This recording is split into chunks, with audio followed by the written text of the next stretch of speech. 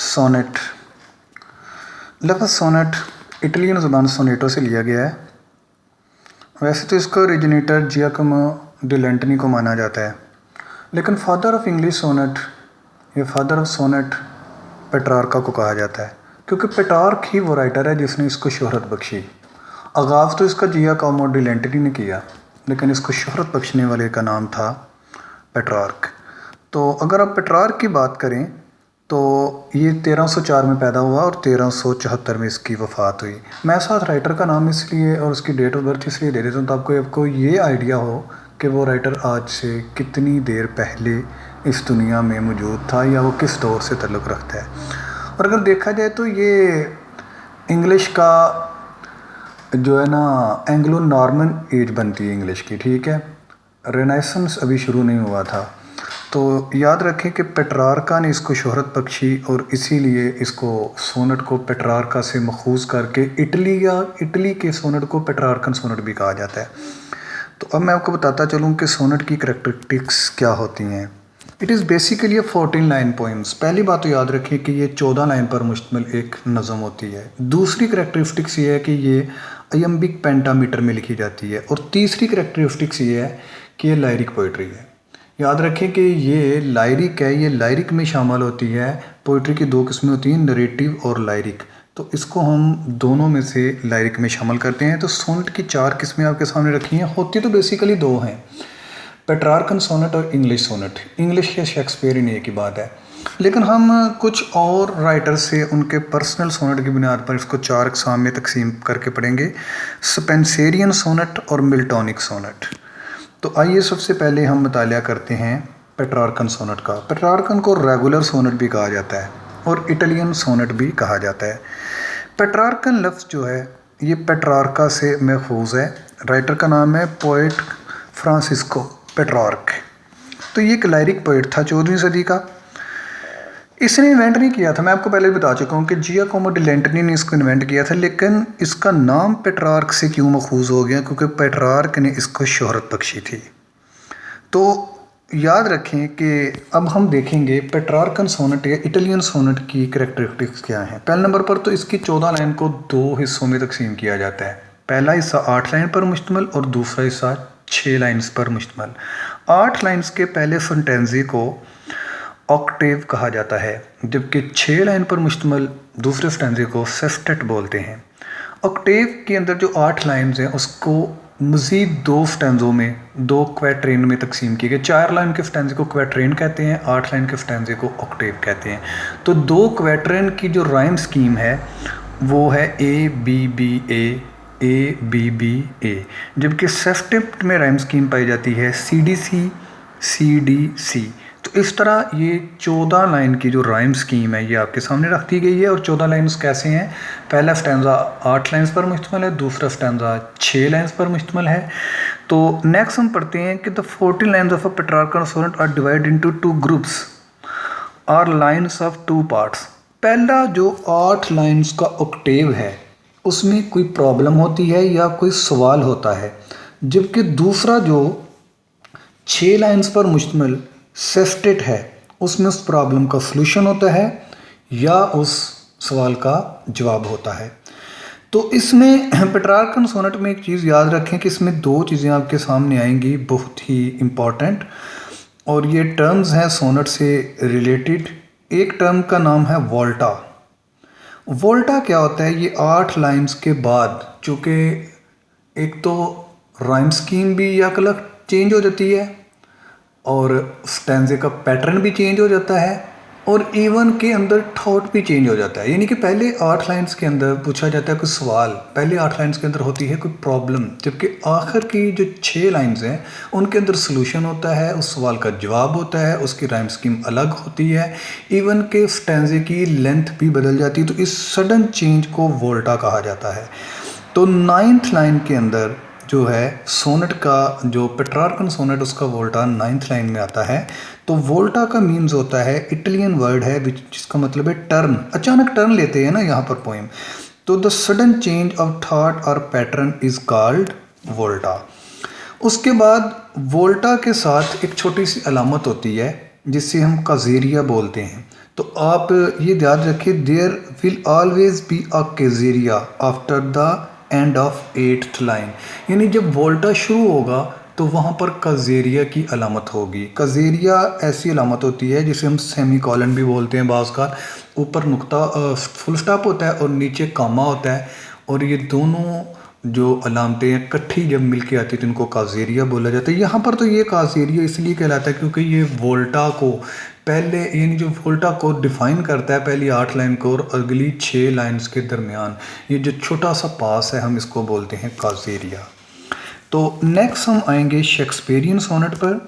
तो याद रखें, शेक्सपियरियन सोनेट के बारे में थॉमस याट और सर्रे, अर्ल ऑफ सर्रे भी बोला जाता है। इनकी डेट ऑफ बर्थ और डेथ मैंने मेंशन कर दी है। ये ज़रूर आप इन चीज़ों को मद्देनज़र रखिएगा, क्योंकि इससे आपको पता चलता है कि कौन सा राइटर किस दौर से तल्लक रखता है। अगर हम इनकी डेट ऑफ बर्थ का मुतालिया करें तो 1503 से 1542 और 1517 से 1547, यानी ये अगर देखा जाए तो मैकॉली के दौर के राइटर हैं दोनों, ठीक है ना।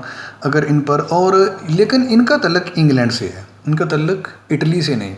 जो ऊपर पेट्रार्कन सोनेट था वो टोटली इटली से मखूज़ था।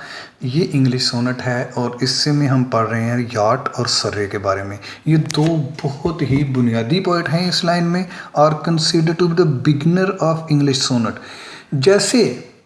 जैसे पेट्रार्कन सोनेट का बिगिनर पेट्रार्क नहीं था बल्कि जियाकोमो डी लेंटनी था, इसी तरह इंग्लिश सोनेट का बिगिनर शेक्सपियर नहीं है, याट और सर्रे हैं।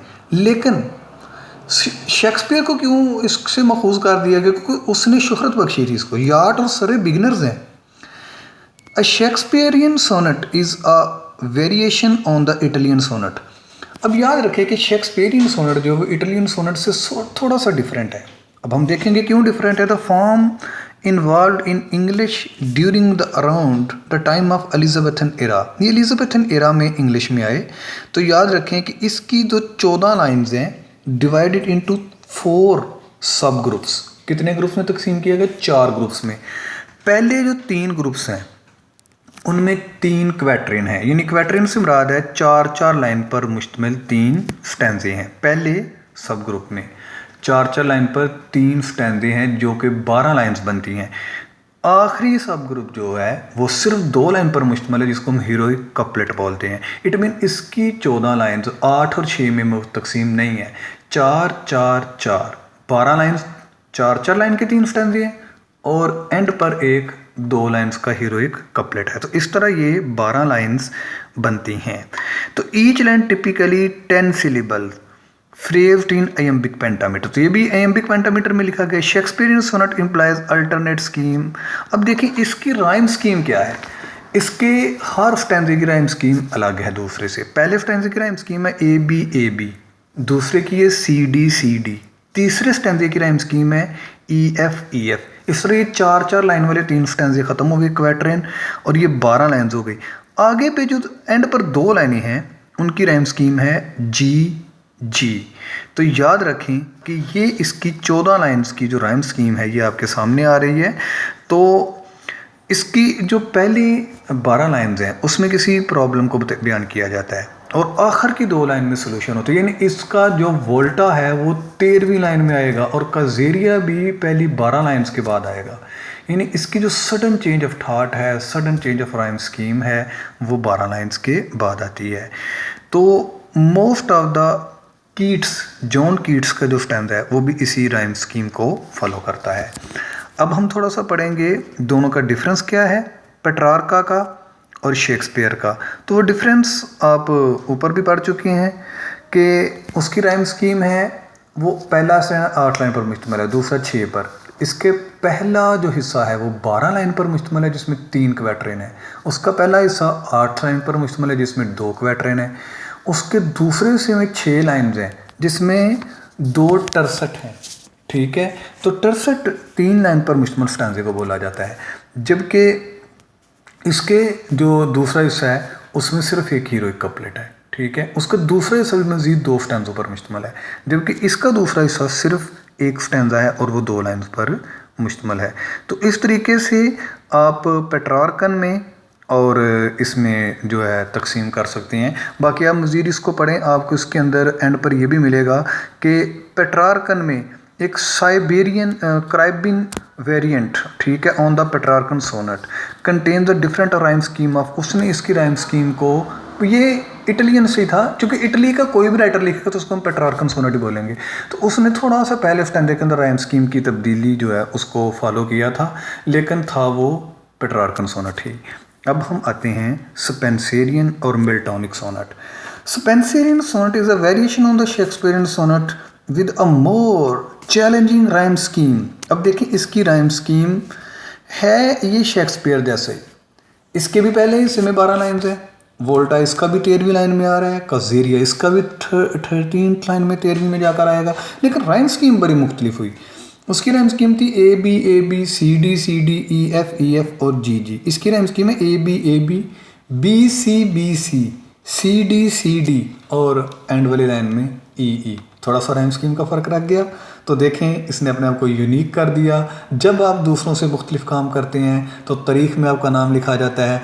स्पेंसर ने कुछ भी नहीं किया, एडमंड स्पेंसर ने सिर्फ और सिर्फ थोड़ा सा राइम स्कीम को चेंज किया, और देखें 1552 से 1599 तक ये एक राइटर है एडमंड स्पेंसर, तो इसने अपना अलग ही सोनेट बनवाया, स्पेंसरियन सोनेट। अब जॉन मिल्टन जो कि इंग्लिश तारीख के बहुत ही मायानाज राइटर हैं, जिनके नाम पर इंग्लिश की एक सदी को प्योरिटन एज का नाम दे दिया गया, क्योंकि इसकी एक पोएम पैराडाइज लॉस्ट को इंग्लिश के अंदर प्योर पोइट्री मानकर इसकी सदी को प्योरिटन का नाम दे दिया गया। मिल्टन बहुत ही बुनियादी अहमियत के हामिल एक राइटर हैं, तो याद रखें ये 1609 में या 8 में गालिबन पैदा हुए थे जॉन मिल्टन।